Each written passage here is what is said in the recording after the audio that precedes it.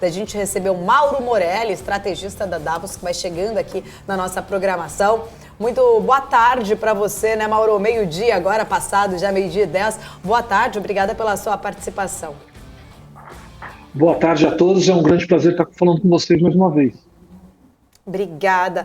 Bom, Mauro, a gente estava até trazendo essa informação agora, né? Inclusive, acho que você estava aí acompanhando desse possível, vamos falar assim, possível, porque ainda não há uma confirmação, apesar da própria equipe do Tarcísio já ter falado que foi, sim, um atentado, mas a gente está aguardando investigações da polícia. Mas o que, na verdade, nem era isso que eu quero trazer, mas eu só queria trazer esse acirramento aí dessas tensões que vão se criando numa reta final. Ontem a gente teve um debate também ali, né, bem acalorado em alguns momentos, em relação, né, a algumas caras ali. A gente viu até o próprio Bolsonaro tentando se aproximar, pondo a mão nas costas ali do Lula. Houve um clima ali, será, né, que o clima, né, a tensão dos dois iria se esquentar ou não? Muitos acompanhando ali, mas de fato, em real, propostas a gente quase não ouviu. A gente viu muito mais ataques, né, de ambos os lados. Mas eu queria entender a sua análise sobre esse debate, como que vocês estão trabalhando com esse cenário eleitoral tão polarizado que a gente está vendo aí nessa reta final para o segundo turno. Eu acho que o termo é exatamente esse, né? Polarização.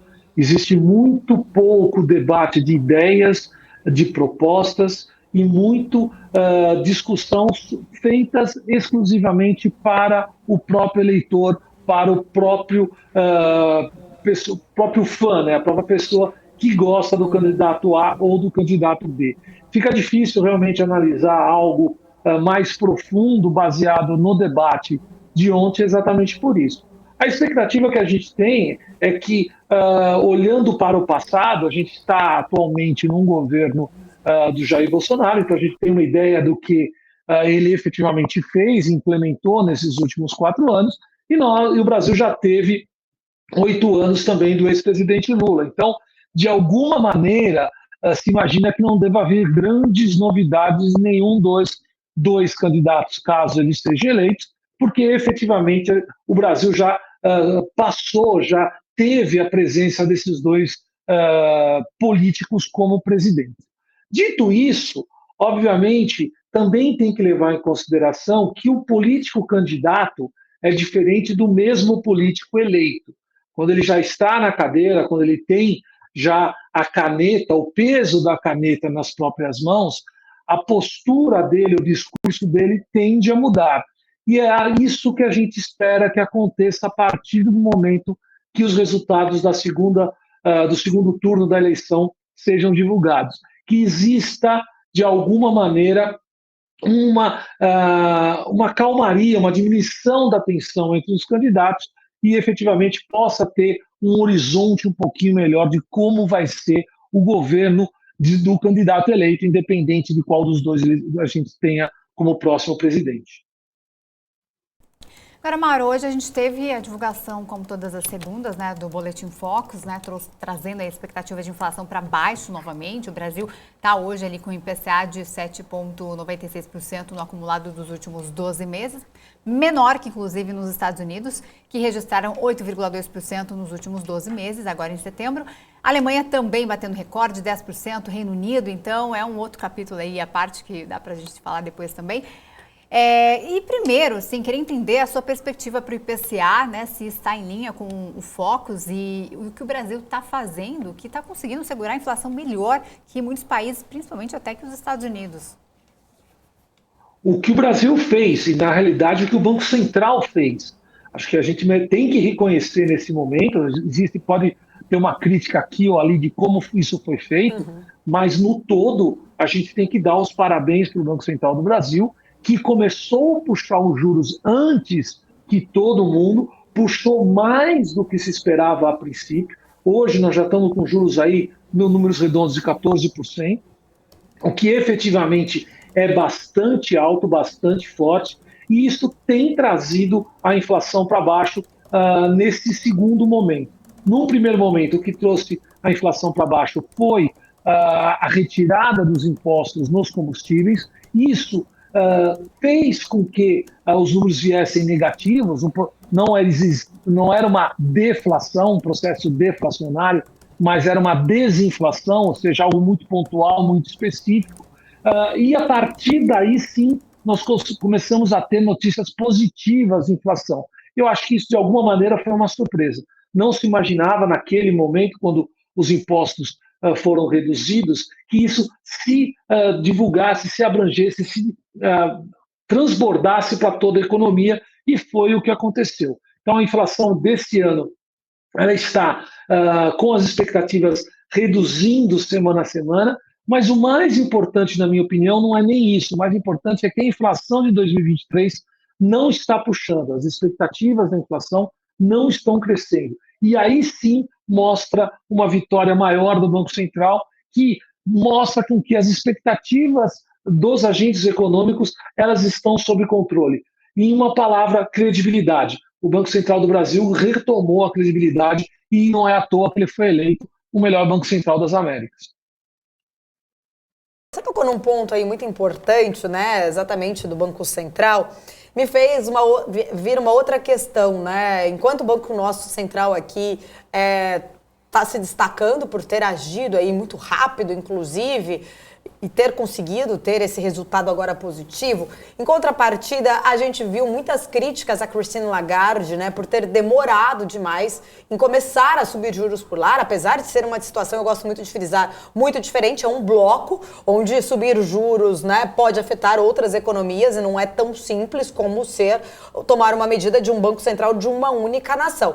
Mas fazendo um comparativo, né, e não tem como a gente não fazer esse comparativo, até porque a Europa está sim sendo aí, né, muito castigada por toda essa pressão inflacionária, inclusive a Isa falou agora há pouco da Alemanha, aí batendo esses 10%.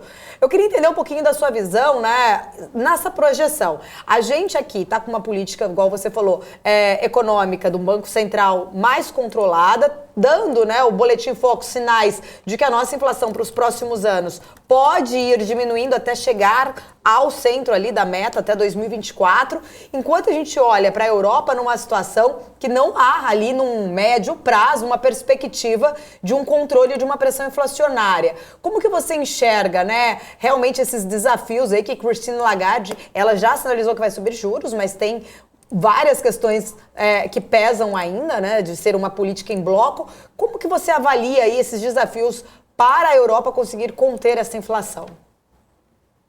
A Europa está praticamente na tempestade perfeita, né? A tempestade perfeita está na Inglaterra, porque além de tudo que a Europa está passando, eles ainda têm que digerir o Brexit. Então temos todos esse problema na Europa continental e na Inglaterra também. Porque além de tudo, além da guerra, você tem um problema muito maior de um crescimento mais restrito, você tem um problema de preços de combustíveis e de commodities energéticas também pressionado, um crescimento menor. Então você tem uma situação muito mais grave no continente europeu, e a Inglaterra, em cima de tudo isso, ainda, como eu já disse, teve o Brexit, teve a morte da rainha, que do ponto de vista econômico, do curto prazo, na minha opinião, tem praticamente nenhum impacto, mas no médio prazo eu acho que tem um impacto interessante, que é voltar à discussão por parte da Irlanda e da Escócia de sair do Reino Unido e voltar para a comunidade europeia e, quem sabe, também para o euro, em alguns casos. Então, eu acho que tudo isso agrava a situação da Libra, agrava a situação dos mercados ingleses e que, na minha opinião, a solução não vai ser de curto prazo, dado que a nova primeira-ministra da Inglaterra já está sendo pressionada, tendo aí apenas algumas semanas de poder. Voltando para a Europa, o que a gente percebe é que a guerra da Rússia com a Ucrânia ainda parece estar relativamente longe de uma solução. Isso, entrando no inverno, os preços do gás vão impactar ainda mais fortemente o bolso do consumidor. Isso vai fazer com que o crescimento da economia ainda seja bastante complexo, bastante difícil de ser olhado. E, por outro lado, o que a gente tem é uma inflação galopante. É uma situação realmente muito crítica e, o que é pior, não parece que a solução vem no curto prazo. Diferente, como a gente falou aqui no Brasil, onde os números de inflação começam olhando para frente e dá bons sinais, e de crescimento continuam dando sinais positivos. Então, claramente, hoje o Brasil está numa situação menos crítica do que a Europa. O que vai definir daqui para frente, na minha opinião, é o que vai acontecer nos Estados Unidos. Se os Estados Unidos começar a seguir o processo que o Brasil seguiu da subida de juros, ou seja, ele continua aumentando os juros, mas a inflação em algum momento vai se mostrar com uma tendência de queda, eu acho que a gente pode ter pelo menos um segundo semestre de 2023 mais interessante. Caso ao contrário, a gente pode ter um 2023 ainda mais complexo, ainda mais desafiador do que a gente teve em 2022.